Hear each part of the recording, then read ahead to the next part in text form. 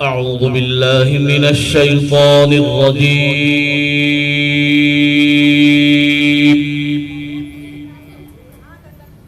بسم الله الرحمن الرحيم.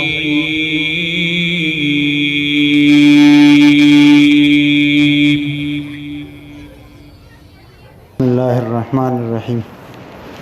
حضرت نے جس طرح کل بات فرمائی تھی کہ جو بعض اعمال کو ایمان کے اجزاء کہا گیا ہے اور کچھ کو ایمان کا حصہ، ایمان کا جز اور ایمان کی صفات، تو یہ ساری ایمانی صفات جو ہیں ان میں جب فرق آ جاتا ہے تو اس کی وجہ سے پھر جو نیک اعمال ہوتے ہیں تو وہ ضائع ہوتے ہیں. اس کو حبط اعمال کہتے ہیں.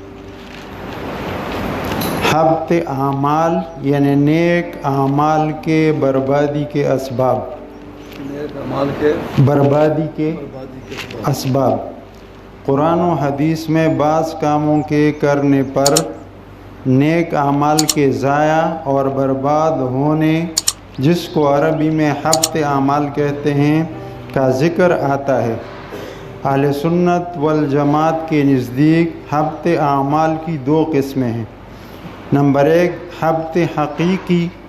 اس کا مطلب یہ ہے کہ ایسے گناہوں کا ارتکاب کیا جائے، یعنی آدمی ایسے گناہ کرے جن کی وجہ سے ایمان بالکل ہی ضائع اور ختم ہو جائے، جیسے کفر، شرک، ارتداد یعنی مرتد ہو جانا، اور نفاق اعتقادی یعنی عقیدے کے اعتبار سے منافق ہونا کہ آدمی اسلام کا اقرار زبان سے تو کرتا ہے لیکن دل سے منافق ہے، کس مفادات کے لیے کرتا ہے لیکن اور دل سے وہ کافر ہے.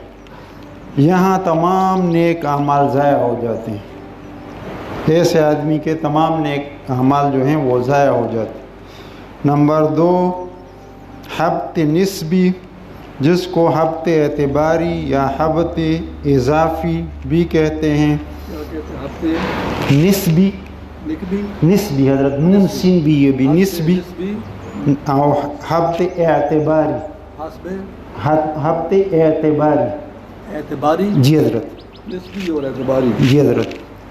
یہاں ایمان ضائع نہیں ہوتا، البتہ الف صرف وہی عمل برباد ہو جاتا ہے جس عمل سے متعلق غلطی سرزد ہوئی ہے، جیسے صدقہ کر کے احسان جتلانا اور دکھ دینا وغیرہ. بے وہ اعمال جن کے کرنے سے ہمارے اجر میں کمی واقع ہوتی ہے، اس کو بھی حبط نسبی کہتے ہیں کہ اجر پورا تو ضائع نہیں ہو جاتا لیکن کم ہو جاتا ہے، جیسے بلا ضرورت کتا پالنا وغیرہ. البتہ حبط اعتباری والے یہ جو دوسری قسم ہے، اس پر اگر اصرار کیا جائے، ایسے اعمال پر اگر اصرار کیا جائے، ان کو بار بار کیا جائے اور ان کو گناہ ہی نہ سمجھا جائے، تو ہو سکتا ہے کہ آدمی سے توبہ اور اعمال صالحہ کی توفیق چھن جائے، توبہ کی توفیق ختم ہو جائے اور نیک اعمال کی توفیق آدمی کی ختم ہو جائے اور گناہوں میں مشغول رہ کر بالآخر بات کفر تک پہنچ جائے.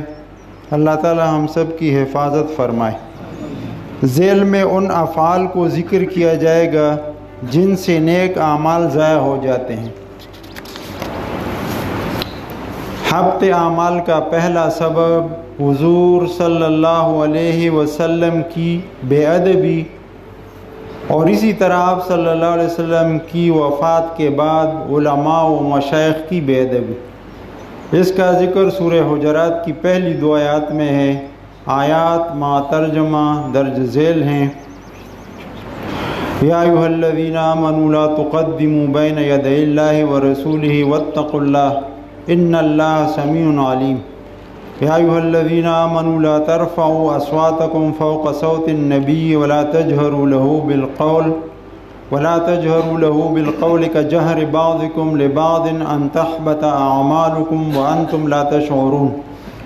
ترجمہ: اے ایمان والو، آگے نہ بڑھو اللہ سے اور اس کے رسول سے، اور ڈرتے رہو اللہ سے اللہ سنتا ہے، جانتا ہے۔ اے ایمان والو، بلند نہ کرو اپنی آوازیں نبی صلی اللہ علیہ وسلم کی آواز سے اوپر، اور اس سے نہ بولو تڑخ کر جیسے تڑختے ہو ایک دوسرے پر، یعنی چیخ کر اور تیز آواز سے جیسے آپس میں بات کرتے ہو، تو اس طرح آپ صلی اللہ علیہ وسلم کے ساتھ بات نہ کرو،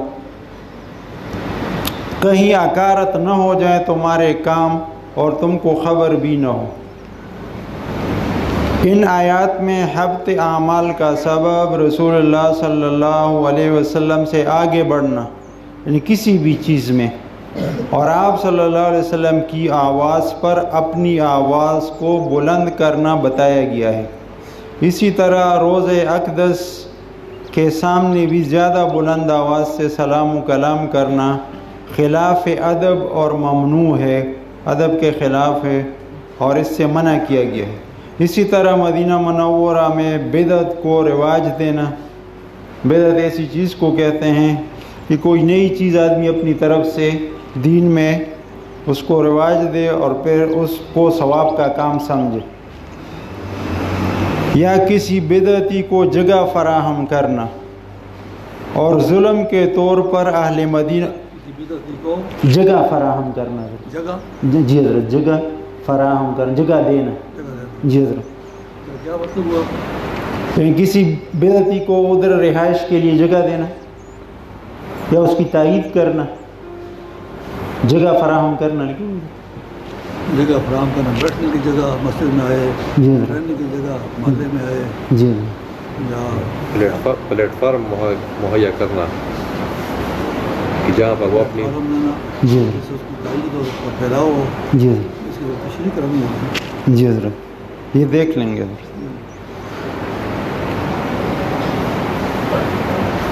اور ظلم کے طور پر اہل مدینہ کو خوف زدہ کرنا، اور ظلم کے طور پر اہل مدینہ کو خوف زدہ کرنا بھی لعنت اور حبط اعمال کا سبب ہے۔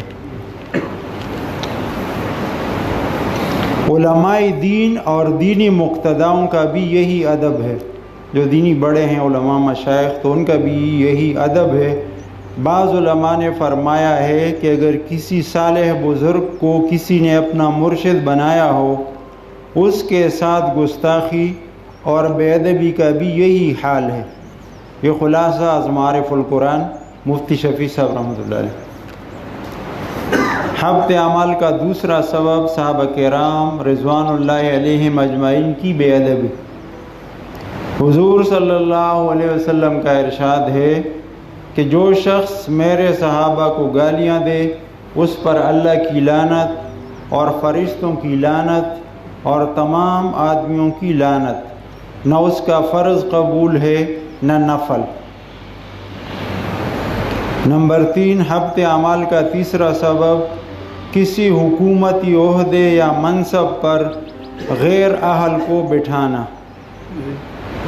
حبط اعمال کا تیسرا سبب کسی حکومتی عہدے یا منصب پر غیر اہل کو بٹھانا، غیر اہل کو وہ نوکری دینا جس کا وہ اہل نہیں ہے۔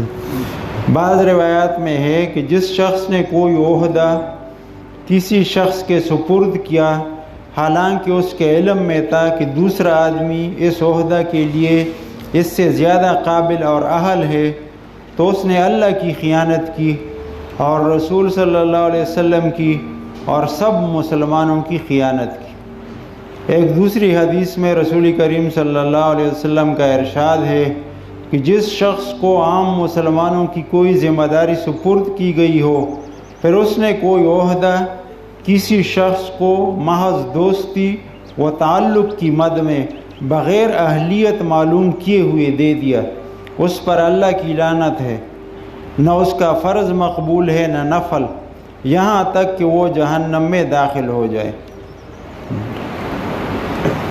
یہاں حق اور قابلیت یعنی میرٹ کے خلاف فیصلے کرنے والے افسران، حکومتی وزیران اور مختلف امتحانات لینے والے صاحبان سوچ لیں۔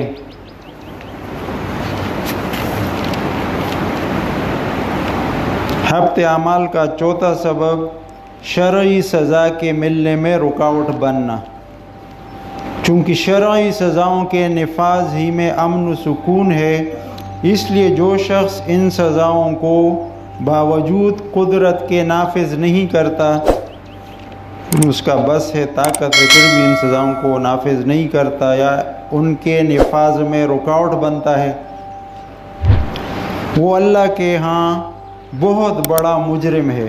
حضرت ابن عباس رضی اللہ عنہ سے روایت ہے کہ رسول اللہ صلی اللہ علیہ وسلم نے فرمایا، جس کا ترجمہ درج ذیل ہے، جو شخص قصاص یا دیت میں رکاوٹ بنتا ہے، اس پر اللہ تعالیٰ، اس کے فرشتوں اور تمام لوگوں کی لعنت ہے، اس سے کسی قسم کی عبادت فرض یا نفل قبول نہیں کی جائے گی۔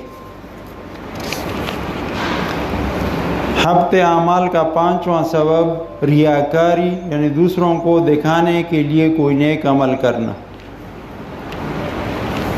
حضرت ابو سعید بن فضالہ رضی اللہ عنہ سے روایت ہے کہ رسول اللہ صلی اللہ علیہ وسلم نے فرمایا، جب حق تعالی شانہ اولین و آخرین کو قیامت کے دن جمع فرمائیں گے، ایسے دن جس کے بارے میں کوئی شک نہیں ہے، یہ دن ضرور آنے والا ہے، ایک پکارنے والا پکارے گا جو اپنے عمل میں اللہ کے ساتھ کسی کو شریک ٹھہراتا تھا، اس کو چاہیے کہ اس عمل کا بدلہ اسی سے لے، کیونکہ اللہ رب العزت شرکاء میں سب سے زیادہ بے پرواہ ہیں شرک سے۔ جو کوئی ایسا عمل کرے گا جس میں اللہ تعالیٰ کے ساتھ کسی دوسرے کو بھی شریک کرے گا تو اللہ تعالیٰ ایسے عمل کو قبول نہیں کرے گا۔ اللہ تعالیٰ شرک سے بہت زیادہ بے پرواہ ہے۔ حبط اعمال کا چھٹا سبب دین میں بدعات جاری کرنا اور سنت کی مخالفت کرنا۔ حضرت عائشہ رضی اللہ عنہ سے روایت ہے کہ رسول اللہ صلی اللہ علیہ وسلم نے ارشاد فرمایا، جس شخص نے ہمارے دین میں کوئی نئی بات نکالی جو دین میں سے نہیں ہے،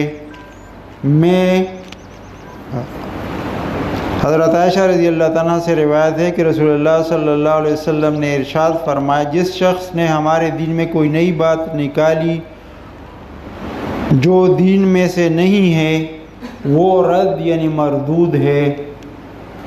تشریح یعنی یا تو وہ عمل مردود ہے یا اس کا صاحب، یا تو کرنے والا مردود ہے یا وہ عمل مردود ہے۔ حبط اعمال کا ساتواں سبب عصبیت کے نعرے لگانا۔ جس نے اسلام میں، حدیث شریف کا ترجمہ ہے، جس نے اسلام میں پھر زمانہ جاہلیت کی آوازیں لگانی شروع کی، وہ شخص دوزخ کے خس و خاشاک میں داخل ہوا۔ ایک شخص بولا، یا رسول اللہ، اگرچہ وہ نمازیں بھی پڑھے اور روزے بھی رکھے۔ آپ صلی اللہ علیہ وسلم نے فرمایا، اگرچہ نمازیں بھی پڑھے اور روزے بھی رکھے، اس لیے اللہ کے بندو، تم اسی اللہ کی مرضی کے مطابق نعرے لگاؤ جس نے پہلے سے تمہارا نام مسلم اور مومن رکھ دیا ہے۔ قومیت، علاقائیت، لسانیت کے نعرے یہ جاہلیت کے نعرے ہیں۔ قومیت، علاقائیت اور لسانیت کے نعرے، ایک زبان کی بنیاد پر لوگوں کو بلانا، جمع کرنا، علاقے کی بنیاد پر، قوم کی بنیاد پر، تو یہ جو نعرے ہیں یہ جاہلیت کے نعرے ہیں۔ دوسری حدیث شریف میں ہے ترجمہ، اور جس نے جاہلیت کے نعرے لگائے وہ دوزخ کے خس و خاشاک میں داخل ہوا، اگرچہ وہ نماز پڑھے اور روزہ رکھے اور یہ گمان کرے کہ وہ مسلمان ہے۔ حبط اعمال کا آٹھواں سبب طلب دنیا کے لیے کوئی نیک عمل کرنا۔ حضرت ابی بن کعب رحمۃ اللہ علیہ سے روایت، حضرت ابی بن کعب رضی اللہ عنہ سے روایت ہے کہ رسول اللہ صلی اللہ علیہ وسلم نے ارشاد فرمایا، اس امت کو رفعت یعنی بلندی اور عزت اور دین کے فروغ یعنی دین کے پھلنے پھولنے اور ترقی کرنے اور زمین میں استحکام و قوت کی بشارت دو، یعنی زمین میں ان کو قوت ملنے حکومت ملنے کی بشارت دو۔ لیکن دین کے کسی کام کو جو شخص دنیا کے واسطے کرے آخرت میں اس کا کوئی حصہ نہیں۔ حبط اعمال کا 9واں سبب غیر اللہ کے لیے علم سیکھنا۔ حضرت ابو ہریرہ رضی اللہ عنہ سے روایت ہے کہ رسول اللہ صلی اللہ علیہ وسلم نے ارشاد فرمایا، جو شخص فصاحت و بلاغت اس لیے سیکھے، اچھی تقریر کرنا اور اچھا بیان کرنا، اس لیے سیکھے کہ لوگوں کے دلوں کو اپنی طرف مائل کرے، تو حق تعالی شان قیامت کے دن نہ اس کا فرض قبول فرمائیں گے اور نہ نفل۔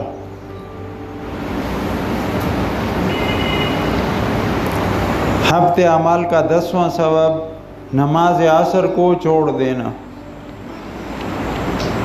حضرت بریدہ رضی اللہ عنہ سے روایت ہے کہ رسول اللہ صلی اللہ علیہ وسلم نے ارشاد فرمایا، جس شخص نے عصر کی نماز جان بوجھ کر چھوڑ دی اس کے اعمال برباد ہو گئے، بلکہ قصداً کوئی بھی نماز چھوڑنا آدمی کو کفر سے ملا دیتا ہے، جیسا کہ حدیث شریف میں ہے کہ جس نے جان بوجھ کر نماز چھوڑ دی اس نے کفر کیا۔ حبط اعمال کا 11واں سبب نماز کے اجر کو ضائع کرنے والی چیزیں۔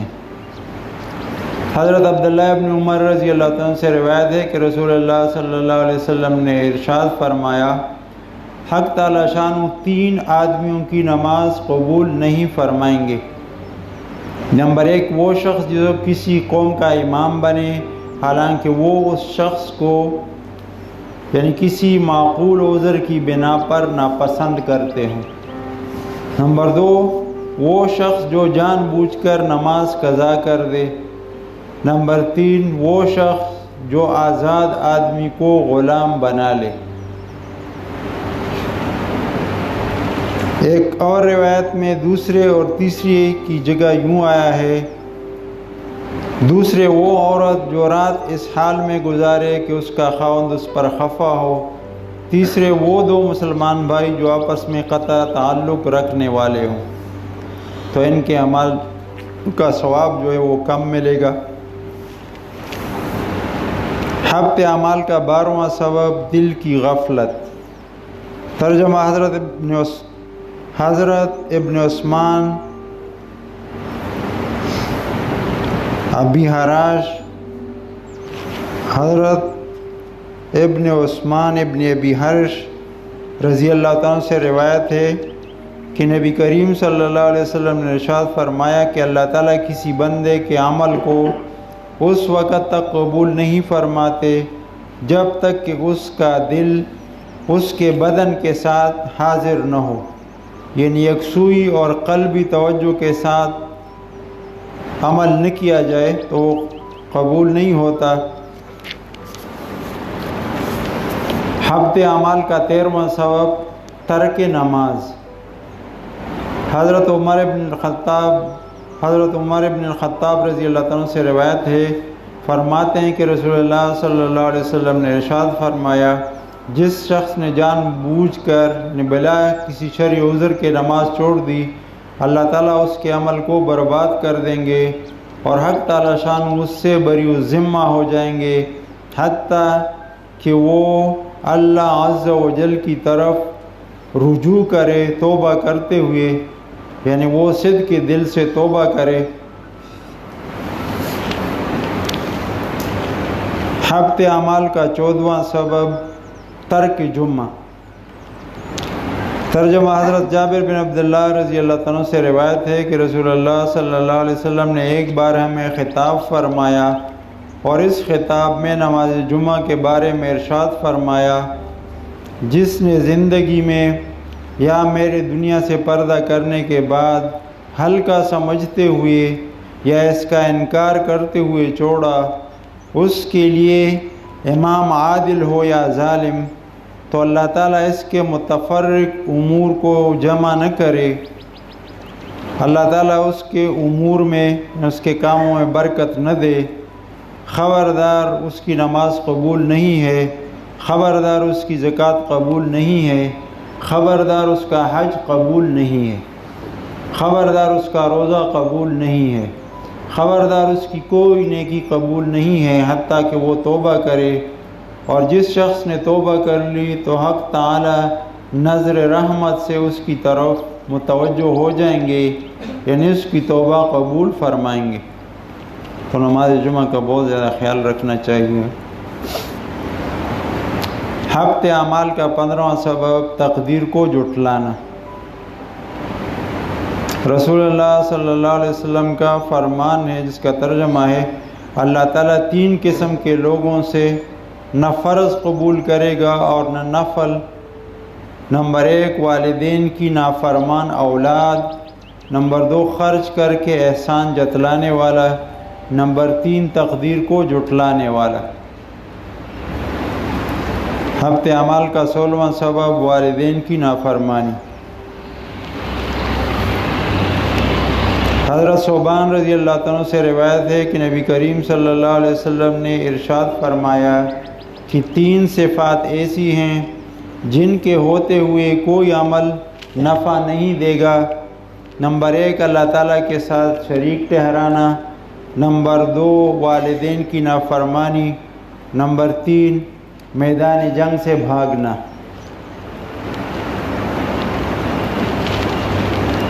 ہفتے اعمال کا 17واں سبب میدان جہاد یعنی قتال سے بھاگنا۔ اس کی دلیل اوپر والی حدیث ہے جو بیان کی گئی، جس میں 3 چیزوں کا ذکر تھا کہ اس کی وجہ سے اعمال ضائع ہوتے ہیں۔ نمبر 1 اللہ تعالیٰ کے ساتھ شریک ٹھہرانا، نمبر 2 والدین کی نافرمانی، اور نمبر 3 میدان جنگ سے بھاگنا۔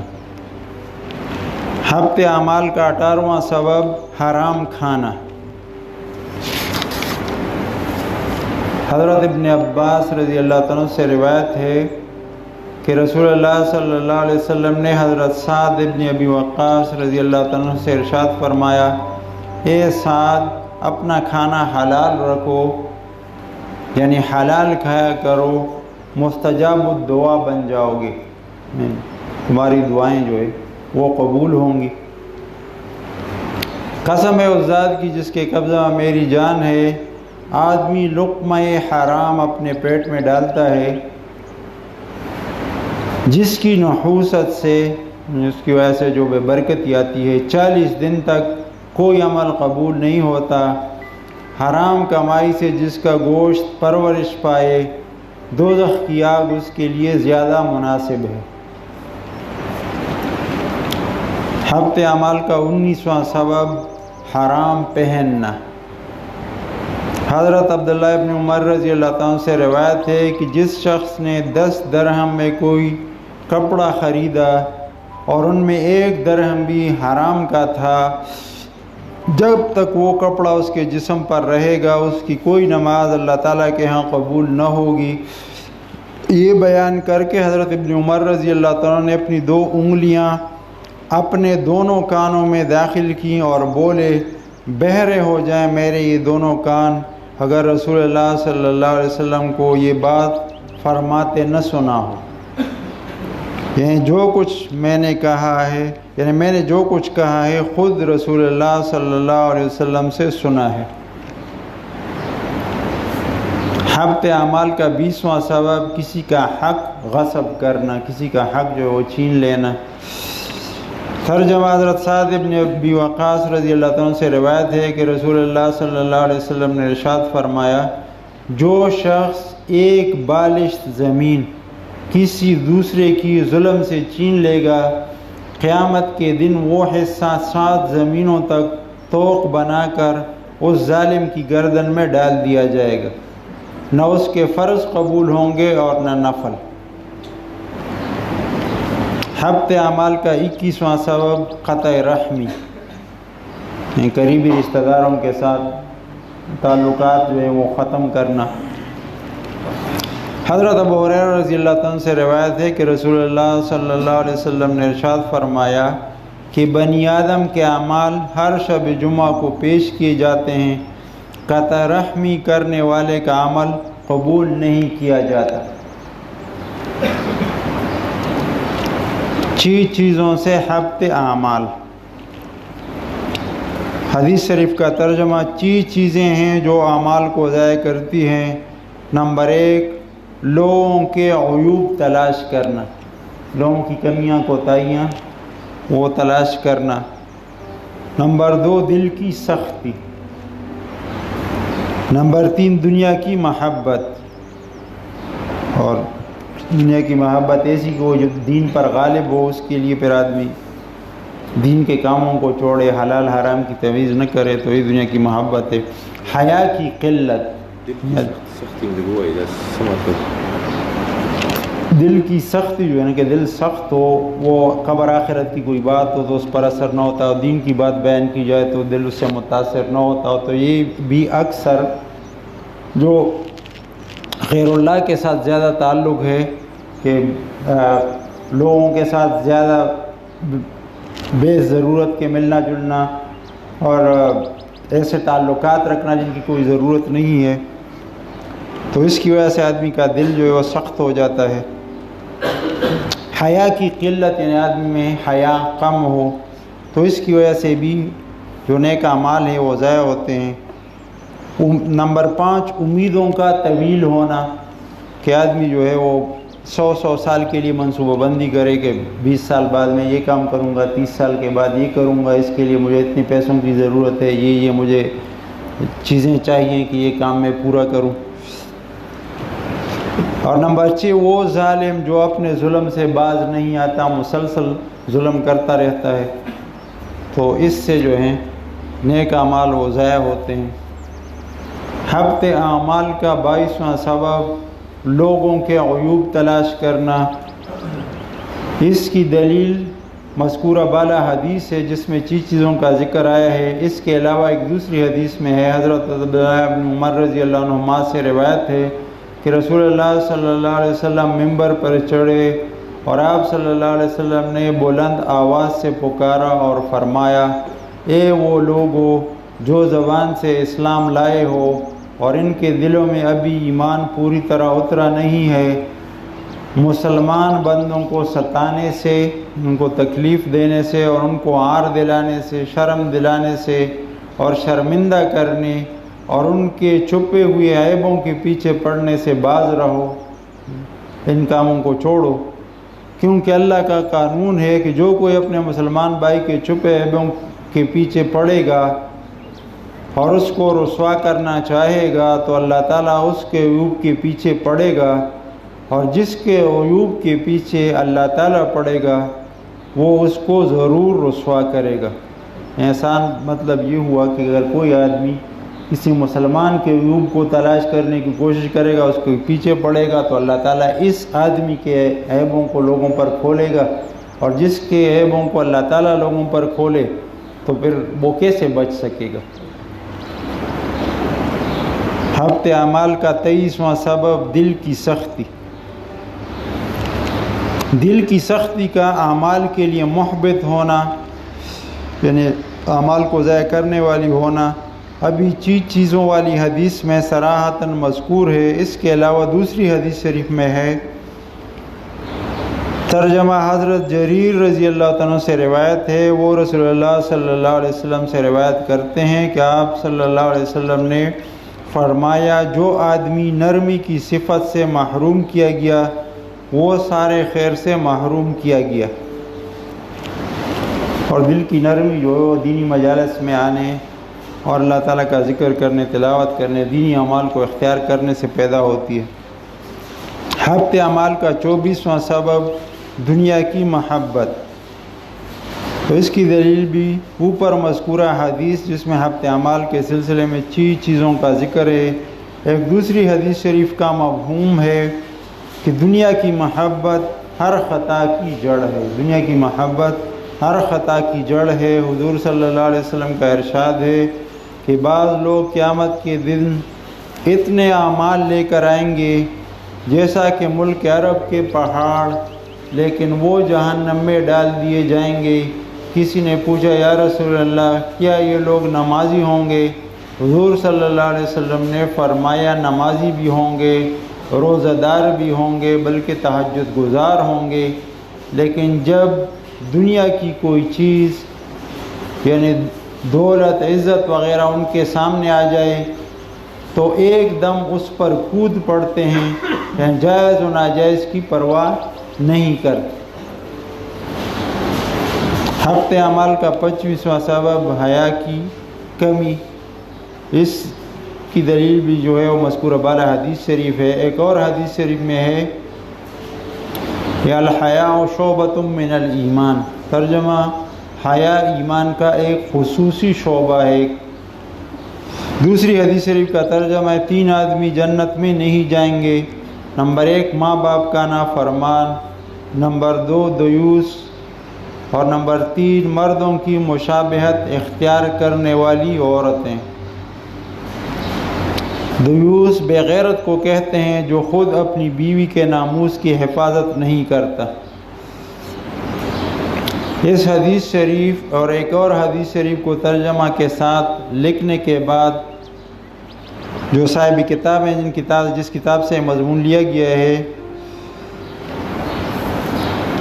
فرماتے ہیں جو شخص اپنی بیوی کے بارے میں بے حیائی کا گمان رکھتا ہے اور اس کی محبت کی وجہ سے اس بات سے غفلت برتتا ہے یا اس ڈر سے کہ اس عورت کا اس پر قرض ہے اور وہ عاجز ہے، یا بھاری مہر ہے، یا چھوٹے بچے ہیں اور وہ اسے قاضی کے پاس لے جا کر ان بچوں کا حق مانگے گی، تو وہ شخص کمینہ ہے جو اس خرابی کو نظر انداز کرتا ہے، اور جس شخص میں غیرت نہ ہو اس میں کوئی بھلائی نہیں۔ ہفتے اعمال کا 26واں سبب امیدوں کا طویل ہونا۔ دلیل حدیث مذکورہ بالا جس میں چیزوں کا ذکر ہے اور جس کو بکر جواہر کے حوالے سے نقل کیا گیا ہے۔ اس کے علاوہ حضور صلی اللہ علیہ وسلم کا ارشاد ہے کہ 4 چیزیں بدبختی کی علامت ہیں۔ نمبر 1 آنکھ کا خشک ہونا، یعنی کہ اپنے گناہ اور آخرت کی کسی بات پر رونا ہی نہ آئے۔ نمبر 2 دل کا سخت ہونا۔ نمبر 3 امیدوں کا طویل ہونا۔ نمبر 4 دنیا کی حرص۔ دنیا کی حرص، دنیا کی حرص حضرت، حرص، دنیا کی حرص، جی دنیا کی حرص، دنیا کی حرص۔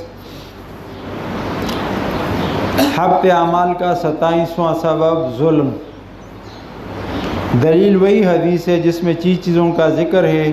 دوسری حدیث شریف میں ہے الظلم ظلمات یوم القیامہ، ترجمہ ظلم قیامت کے دن اندھیروں کی صورت میں ہوگا۔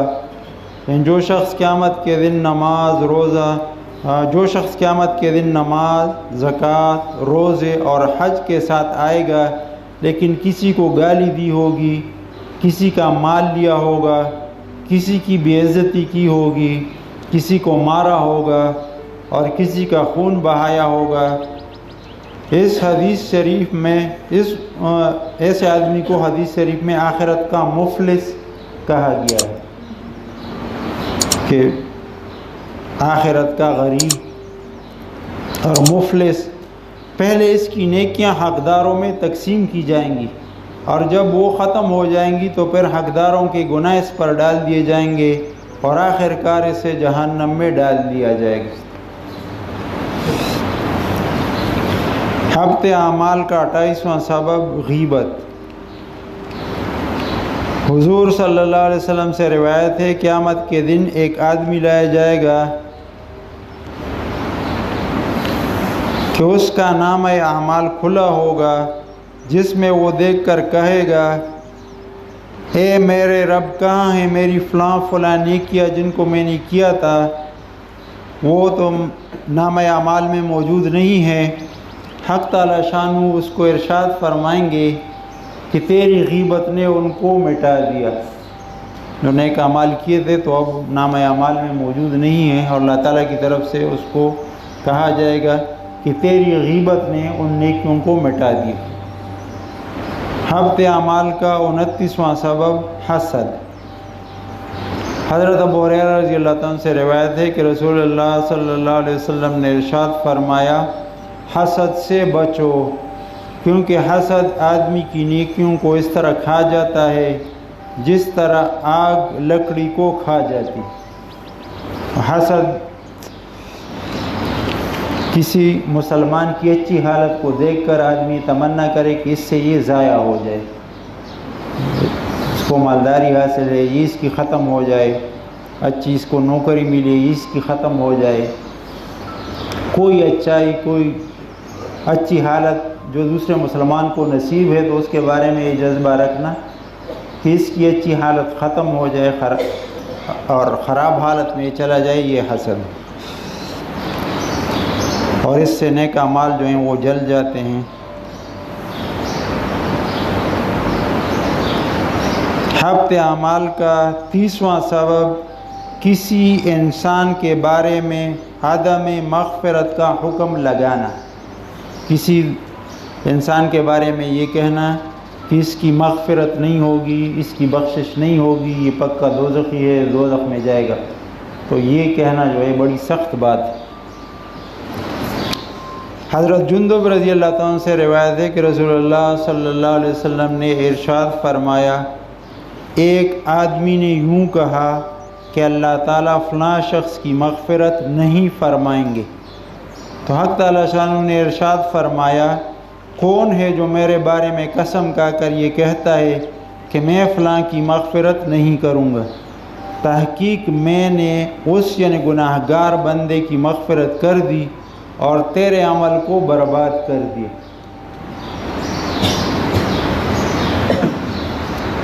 حبط اعمال کا 31واں سبب نجومی کی تصدیق کرنا۔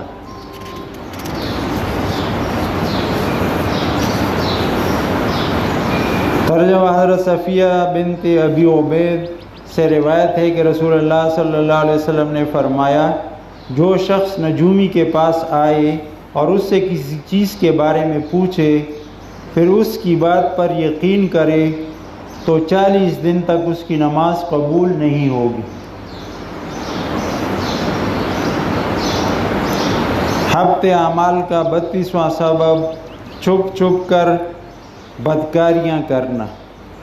حضرت ثوبان رضی اللہ عنہ سے روایت ہے کہ رسول اللہ صلی اللہ علیہ وسلم نے فرمایا، ترجمہ میں اپنی امت میں ایسے لوگوں کو جانتا ہوں جو روز قیامت تہامہ کے پہاڑوں کے برابر چمکتی ہوئی نیکیاں لے کر آئیں گے، لیکن اللہ تعالیٰ اسے پراگندہ غبار کی طرح اڑا دیں گے۔ اس طرح غبار پر ہوا آ جائے گرد تو وہ اڑ جاتا ہے، اس طرح ان کے جو اعمال ہوں گے وہ اڑ جائیں گے، ختم ہو جائیں گے۔ حضرت ثوبان رضی اللہ عنہ نے عرض کیا، یا رسول اللہ، ہم کو ان کی علامتیں بتا دیجئے اور واضح کر دیجئے تاکہ ہم بے خبری میں ان جیسے نہ ہو جائیں۔ نبی کریم صلی اللہ علیہ وسلم نے فرمایا، سنو، وہ تمہارے بھائی ہوں گے، تمہارے کنبے اور قبیلے کے ہوں گے، جیسے تم راتوں کو عبادت کرتے ہو وہ بھی عبادت کریں گے، لیکن یہ لوگ جب تنہائی میں ہوں گے تو اللہ تعالیٰ کی طرف سے حرام کردہ کاموں کا ارتکاب کرنے لگیں گے۔ جب مجلس میں ہوں گے تو عبادت کریں گے اور نیکی کے کام کریں گے، جب الگ اکیلے ہو جائیں گے تو اس وقت حرام کاموں کو کریں گے، تو ایسے لوگوں کے جو اعمال ہوں گے وہ گرد و غبار بن جائیں گے اور ان پر کوئی ثواب ان کو نہیں ملے گا۔ حبط اعمال کا 33واں سبب مشرکین کے ساتھ دارالحرب میں سکونت اختیار کرنا۔ حضرت بحث بن حکیم رحمۃ اللہ علیہ اپنے والد سے، وہ ان کے دادا سے روایت کرتے ہیں کہ انہوں نے کہا، اے اللہ کے رسول، آپ کے پاس آنے سے پہلے میں نے 10 بار قسم کھائی ہے کہ نہ تو آپ کے پاس آؤں گا اور نہ ہی آپ کا دین قبول کروں گا، لیکن اب میں ایسا آدمی ہو چکا ہوں کہ اللہ اور اس کے رسول کی بتائی ہوئی چیزوں کو ہی یاد رکھنا چاہتا ہوں۔ میں اللہ تعالیٰ کی قسم دے کر آپ سے دریافت کرتا ہوں کہ اللہ تعالیٰ نے آپ کو کون سی چیز دے کر بھیجا ہے؟ آپ صلی اللہ علیہ وسلم نے فرمایا اسلام۔ پھر پوچھا اسلام کی نشانیاں کیا ہیں؟ آپ صلی اللہ علیہ وسلم نے فرمایا یہ کہ تم کہو میں نے اپنے چہرے کو اللہ کے سامنے جھکا دیا اور تمام معبودان باطلہ سے لا تعلق ہو گیا، اور تم نماز قائم کرو، زکوٰۃ ادا کرو، اور ہر مسلمان دوسرے مسلمان کے لیے محترم ہے، قابل عزت ہے، سب بھائی بھائی ہیں، ایک دوسرے کے مددگار ہیں۔ اللہ تعالیٰ کسی مشرک کے اسلام لانے کے بعد اس کا کوئی عمل قبول نہیں کرتا یہاں تک کہ وہ مشرکین کو چھوڑ کر دارالاسلام کی طرف ہجرت کر آئے۔ فائدہ اس سے معلوم ہو گیا کہ مسلمان جس ملک میں کھلا نہ رہ سکے، یعنی کافروں کے خوف سے اسلامی باتوں کو کھل کر نہ حکم جہاد کی کھل کر تعمیل کر سکیں، اس پر عمل کر سکیں، وہاں سے ہجرت فرض ہے، اور سوائے ان لوگوں کے جو بالکل معذور اور بے بس ہوں اور کسی کو پڑے رہنے کی اجازت نہیں۔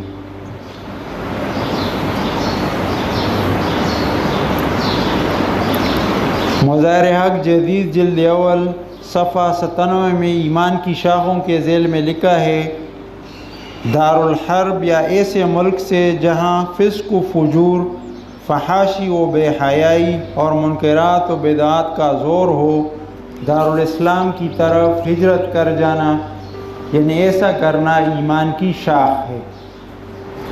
جب یہ حکم ان مسلمانوں کے لیے ہے جو کہ دارالحرب میں پیدا ہوئے ہوں، تو ایک مسلمان کا اسلامی ملک کو چھوڑ کر دارالحرب اور دارالکفر میں رہائش اختیار کرنا کیسے جائز ہو سکتا ہے؟ جہاندیدہ شخصیت کتاب جہاندیدہ کے مصنف حضرت مفتی محمد تقی عثمانی صاحب دامت برکاتہم اپنی تصنیف دنیا میرے آگے صفحہ 348 میں لکھتے ہیں اس وقت ہمارے ملک پاکستان میں بالخصوص اور اکثر اسلامی ممالک بالعموم ایک بڑھتا ہوا رجحان یہ ہے، لوگوں کا میلان یہ ہے کہ لوگ اپنا وطن چھوڑ کر مغربی ملکوں میں آباد ہونا چاہتے ہیں، اور اس میں شک نہیں کہ ہمارے ان ملکوں کے حالات ایسے ناگفتبے ہیں، ایسے ہیں کہ بیان کرنے کے قابل نہیں ہے کہ نہ امن و امان ہے، نہ باعزت روزگار، نہ قابلیت اور محنت کی کما حقہ قدر، جتنی قدر قابلیت اور محنت کی چاہیے وہ نہیں ہے ہمارے ممالک میں، انصاف مفقود ہے اور بدعنوانیوں کا دورہ ہے، انصاف نہیں ہے اور بدعنوانیاں ہیں، لوگ ان چیزوں سے گھبرا کر باہر نکلنا چاہتے ہیں، لیکن میں مغربی ملکوں کا ہر سال کئی بار سفر کرتا ہوں اور وہاں کے حالات سے بفضلہ تعالیٰ اچھی طرح باخبر ہوں۔ میری سوچی سمجھی رائے یہ ہے کہ یہ ممالک ایک مسلمان کے مستقل قیام کے لائق ہرگز نہیں ہیں، یہ کافروں کے ممالک ہیں تو یہ ایک مسلمان کے مستقل قیام کے لائق ہرگز نہیں۔ کوئی مجبوری یا کوئی بلند مقصد سامنے آ جائے تو بات اور ہے، تو آدمی دین کی تبلیغ کے لیے ادھر جائے، لیکن اور سٹی اسکول قسم کے ادارے یہ بھی اسی حکم میں آتے ہیں؟ یہ تو حضرت سے پوچھ لیں۔ یہ آج کل جو جدید ادارے ہیں نا بچوں کے اسکول کے بیکن ہاؤس قسم کے، تو یہ بھی اسی حکم میں آتے ہیں کہ اس میں بچہ اپنے گھر کے دینی ماحول سے نکل کر اس قسم کے ماحول میں آ جائے جو اپنا سب کچھ بھول جائے۔ اسی حکم میں ایسے اداروں میں اپنے بچوں کو داخل کرانا وہ اسکول کے لیے کہ ادھر ان کو اسلامی اقدار وہ بھول جائیں اور جو کافروں کی معاشرت ہے وہ سیکھ جائیں، تو وہ بھی اسی حکم میں ہے۔ یہ تو عنوان ہے حضرت دارالحرب میں سکونت اختیار کرنا، اس سے اعمال ضائع ہو جاتے ہیں، کافروں کے ملک میں سکونت اختیار کرنا اس سے اعمال ضائع ہو جاتے ہیں۔ لیکن عام حالات میں یہاں مستقل قیام، ان کافروں کے ملک میں مستقل قیام ایسی چیز نہیں ہے جس کے لیے تگ و دو کی جائے، اور ہمارے ملک اپنی تمام تر خرابیوں کے باوجود ایک مسلمان کے لیے بسا غنیمت ہیں۔ آگے حضرت لکھتے ہیں جس کا خلاصہ درج ذیل ہے، پہلی بات تو یہ ہے کہ ان ملکوں میں بے شک شہری سہولتیں یہاں سے کہیں زیادہ میسر آ جاتی ہیں، لیکن انسان آخری عمر تک دوسرے تیسرے درجہ کا شہری رہتا ہے، اور اسے زندگی بھر وہ مقام حاصل نہیں ہوتا جو یہاں کے اصل باشندوں کو حاصل ہے۔ دوسری بات یہ ہے کہ یہ شہری سہولتیں انسان کو عموماً اپنے دین، اپنی اقدار اور اپنے بچوں کی روحانی مستقبل کی قیمت پر ملتی ہیں۔ یہ شہری سہولتیں تو اس کو مل جاتی ہیں، لیکن یہ کس قیمت پر ملتی ہیں؟ اس کی قیمت جو ہے دین کی شکل میں ادا کرنی پڑتی ہے، اپنی جو اقدار ہیں وہ ان کی قیمت پر، اور بچوں کی جو روحانی مستقبل ہے تو اس کی قیمت پر ملتی ہے۔ تیسری بات یہ کہ بہت سے مغربی شہروں میں مساجد اور اسلامی مراکز کے قیام کے باوجود ان ملکوں کے بیشتر باشندے اذان کی آواز تک سے محروم ہیں۔ اگر کسی کے دل میں حلال حرام کی فکر موجود ہو تو اس کے لیے قدم قدم پر مشکلات ہیں۔ سفر کے دوران حلال غذا کا حصول ایک مشکل مسئلہ ہے۔ ہفتے اعمال کا 34واں سبب مومن کو قتل کر کے شاداں و فرحاں ہونا، یا مسلمان کو قتل کرنا پھر اس پر خوش ہونا، تو اس سے نیک اعمال جو ہیں وہ ضائع ہو جاتے ہیں۔ نبی کریم صلی اللہ علیہ وسلم نے فرمایا، جس نے کسی مومن کو قتل کیا پھر اس پر خوش ہوا، اللہ تعالیٰ کی طرف سے نہ اس کی توبہ قبول ہوگی اور نہ ہی فدیہ قبول فرمائیں گے۔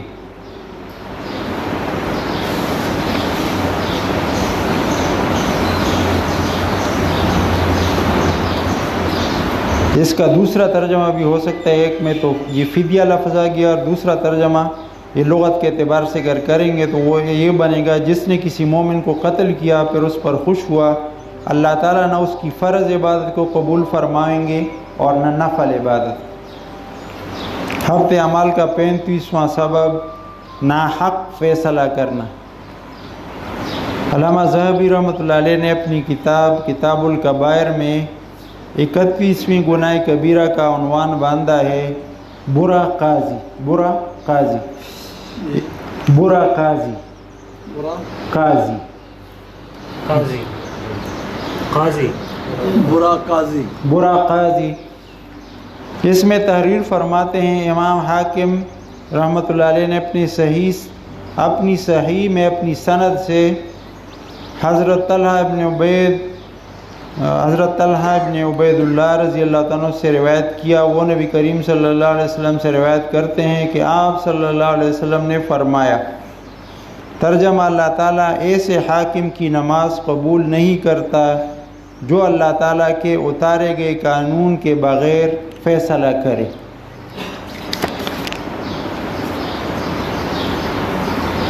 ایک دوسری حدیث شریف میں آتا ہے، جو شخص کسی جھگڑے میں ناحق کی حمایت کرتا ہے وہ اللہ کے غصہ میں رہتا ہے، اور جو اللہ کی کسی سزا میں سفارش کرے اور شرعی سزا کے ملنے میں حارج ہو، یعنی اس میں رکاوٹ بنے، وہ اللہ کا مقابلہ کرتا ہے۔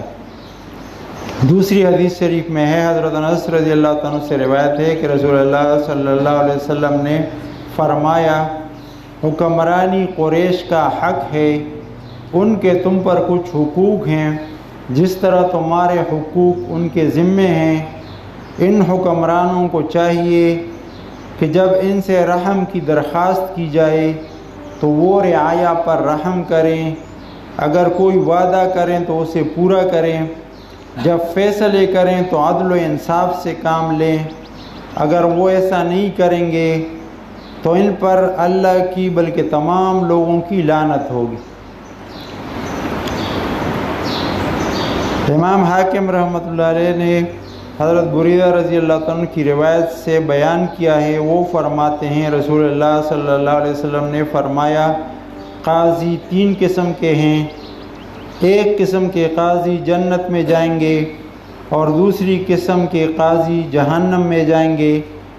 وہ قاضی جس نے حق کو پہچانا اور اس کے مطابق فیصلہ کیا وہ جنت میں جائے گا، جس قاضی نے حق کو پہچانا اور جان بوجھ کر زیادتی کی وہ جہنم میں جائے گا، اور وہ قاضی جس نے علم کے بغیر فیصلہ کیا وہ بھی جہنم میں جائے گا۔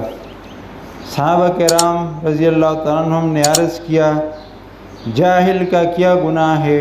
آپ صلی اللہ علیہ وسلم نے فرمایا اس کا گناہ یہ ہے کہ اس سے جب تک علم حاصل نہ ہوتا قاضی نہیں بننا چاہیے تھا۔ حضرت علی ابن ابی طالب رضی اللہ عنہ سے مروی ہے، فرماتے ہیں کہ میں نے رسول اللہ صلی اللہ علیہ وسلم سے سنا، آپ صلی اللہ علیہ وسلم نے فرمایا ہر حکمران اور قاضی کو قیامت کے دن لا کر اللہ تعالیٰ کے سامنے پل صراط پر کھڑا کیا جائے گا، پھر اس کا خفیہ نامہ اعمال کھول کر لوگوں کے سامنے پڑھا جائے گا۔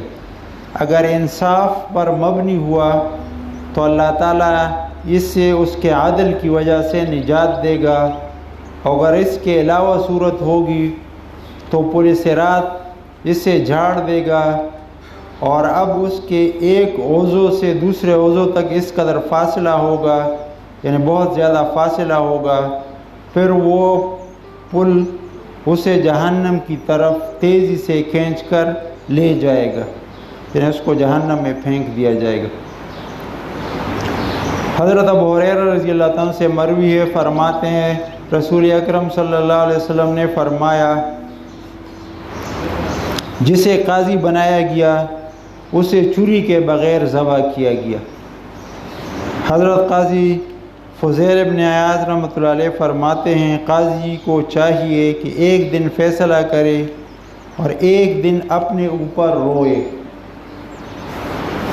ہفتے اعمال کا 36واں سبب مستقل شراب نوشی کرنا۔ حضرت ابو سعید خدری رضی اللہ عنہ سے مروی ہے، فرماتے ہیں رسول اکرم صلی اللہ علیہ وسلم نے فرمایا اللہ تعالیٰ شراب نوش کی نماز قبول نہیں کرتا جب تک کہ اس کے جسم میں اس میں سے کچھ ہو۔ اللہ تعالیٰ شراب نوش کی نماز قبول نہیں کرتا جب تک کہ اس کے جسم میں اس میں سے کچھ ہو، یعنی شراب کا کچھ حصہ اس کے جسم میں جب تک موجود ہو تو اس کی نماز قبول نہیں ہوگی۔ نیز نبی کریم صلی اللہ علیہ وسلم کا ارشاد ہے، ترجمہ ہمیشہ شراب پینے والا اگر اسی حالت میں مر گیا تو اللہ تعالیٰ کے حضور پیشی کے وقت اس کا انجام بت پرست جیسا ہوگا۔ ہفتے اعمال کا 37واں سبب بلا ضرورت کتا پالنا۔ نبی کریم صلی اللہ علیہ وسلم کا ارشاد ہے، ترجمہ جو شخص کتا پالے تو اس کے نیک اعمال سے ہر روز 1 قیرات اور ایک روایت میں 2 قیرات ثواب کم کیا جائے گا، الا یہ کہ کھیتی باڑی کھیتی یا ریوڑ کی حفاظت کی غرض سے ہو، کھیتی کی حفاظت کے لیے اس سے کتا پالنے کی ضرورت پڑ رہی ہے تو پھر اس کے اعمال ضائع نہیں ہوں گے، یا اس کی ریوڑ ہے اس کی حفاظت کے لیے اسے ضرورت ہے تو پھر تو خیر ہے، بیڑ بکریوں کی ریوڑ ہے تو اس کی حفاظت کے لیے اگر ضرورت ہے تو پھر خیر۔ ہفتے اعمال کا 38واں سبب مسجد میں دنیا کی باتیں کرنا۔ نبی کریم صلی اللہ علیہ وسلم نے فرمایا جس نے مسجد میں دنیا کی باتیں کی اللہ تعالیٰ اس کے 40 سال کے نیک عمل کو نابود کر دیں گے۔ مظاہر حق جدید شرح مشکات شریف جلد نمبر 1 صفحہ نمبر 515 میں ہے، دنیاوی باتوں سے مراد ایسی باتیں ہیں جو عبث، بے فائدہ اور حد سے زیادہ ہو، جس میں کوئی فائدہ نہ ہو۔ اکثر ہماری باتیں اس طرح ہی ہوتی ہیں، اور اگر دنیاوی باتیں صرف 1-2 کلمہ تک رہیں یا اس درجہ کی نہ ہوں تو وہ اس حکم میں داخل نہیں۔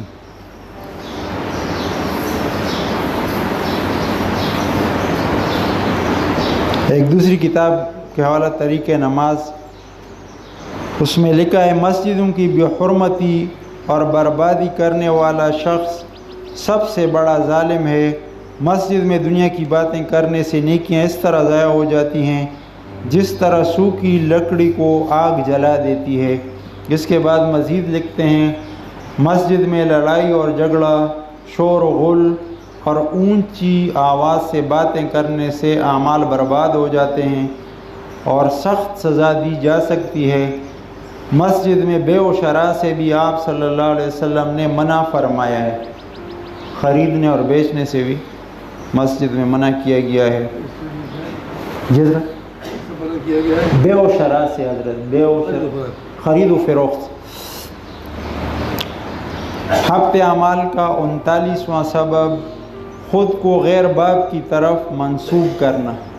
حضرت علی رضی اللہ تعالیٰ سے روایت ہے کہ رسول اللہ صلی اللہ علیہ وسلم نے فرمایا جس شخص نے خود کو اپنے باپ کے علاوہ کسی دوسرے کی طرف منسوب کیا، کسی دوسرے خاندان کی طرف، اس پر اللہ تعالیٰ، اس کے فرشتوں اور تمام لوگوں کی لعنت ہے۔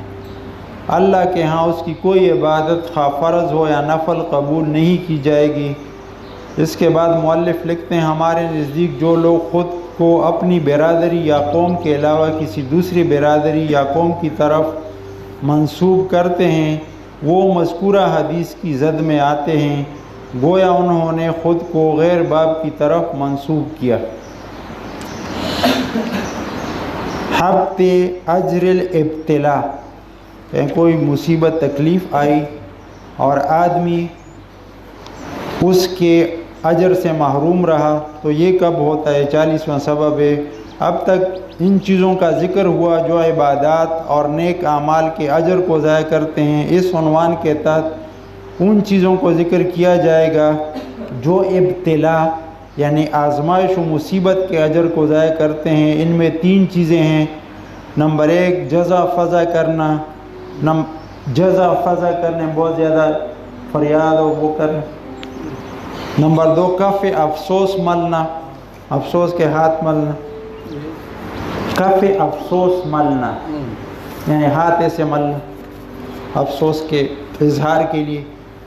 اور نمبر 3 جاہلیت کے نعرے لگانا۔ نمبر 1 جزا فضا کرنا، حضرت رسول اللہ صلی اللہ علیہ وسلم نے ارشاد فرمایا تحقیق ایک قوم کو مصیبت و ابتلا پہنچتی ہے پس وہ بے صبری کرتے ہیں اور گھبرا اٹھتے ہیں، اس مصیبت کی وجہ سے ان کے لیے اجر نہیں ہے۔ ایک مسلمان ان کے پاس سے گزرتا ہے اور ان کی اس مصیبت کو دیکھ کر وہ انا للہ و انا الیہ راجعون پڑھتا ہے تو اللہ عز و جل اس گزرنے والے شخص کے لیے وہ اجر لکھ دیتے ہیں جو ان لوگوں کو اس مصیبت پر دیتے۔ کیونکہ ان لوگوں نے صبر نہیں کیا تو ان کو اجر نہیں ملا، دوسرا آدمی ان کے پاس سے گزرا اور ان کو مصیبت میں دیکھ کر انہوں نے انا للہ و انا الیہ راجعون پڑھی تو وہ اجر جو اس دوسرے آدمی کو مل گیا اور ان کو نہیں ملا۔ کف افسوس ملنا۔ ایک آدمی نے حضور صلی اللہ علیہ وسلم سے پوچھا کہ مصیبت کے وقت کون سی چیز اجر کو ضائع کر دیتی ہے؟ حضور صلی اللہ علیہ وسلم نے ارشاد فرمایا آدمی کا اپنے دائیں ہاتھ کو بائیں ہاتھ پر مارنا یعنی کف افسوس ملنا، اور صبر تو شروعی صدمہ کے وقت ہوتا ہے، جس وقت شروع میں آدمی کو کوئی صبر والی بات، صدمے والی بات پہنچتی ہے تو اسی وقت کا صبر معتبر ہے، بعد میں تو آدمی وقت گزرنے کے ساتھ ساتھ صبر آدمی کو حاصل ہو جاتا ہے۔ جو اللہ تعالیٰ سے راضی ہو گیا اس کے لیے اللہ تعالیٰ کی خوشنودی اور رضامندی ہوتی ہے، اور جو ناراض ہو گیا تو اس کے لیے حق تعالیٰ شان کی ناراضگی ہے۔ جاہلیت وغیرہ کے نعرے لگانا۔ حضرت ابن مسعود رضی اللہ تعالیٰ سے روایت ہے کہ رسول اللہ صلی اللہ علیہ وسلم نے ارشاد فرمایا وہ شخص ہم میں سے نہیں ہے جو منہ پیٹے اور گریبان پھاڑے اور جاہلیت کے نعرے لگائے۔ وہ شخص ہم میں سے نہیں ہے جو منہ پیٹے اور گریبان پھاڑے اور جاہلیت کے نعرے لگائے، کپڑے پھاڑے، اپنا منہ جو ہے وہ مارے، جس طرح یہ بعض اوقات عورتوں کی عادت ہوتی ہے غم کے موقع پر اپنے منہ کو مارتے ہیں اور کپڑے پھاڑتے ہیں اور اس طرح ایسی باتیں کرتے ہیں جو صبر کے اور اللہ تعالیٰ شان کی شان کے خلاف ہوتی ہے. تو ان چیزوں سے جو ابتلا اور مصیبت کا اجر ہوتا ہے وہ ضائع ہو جاتا ہے. حضرت یہ ختم 100 بار استغفار 100 بار استغفار پڑھ لیں.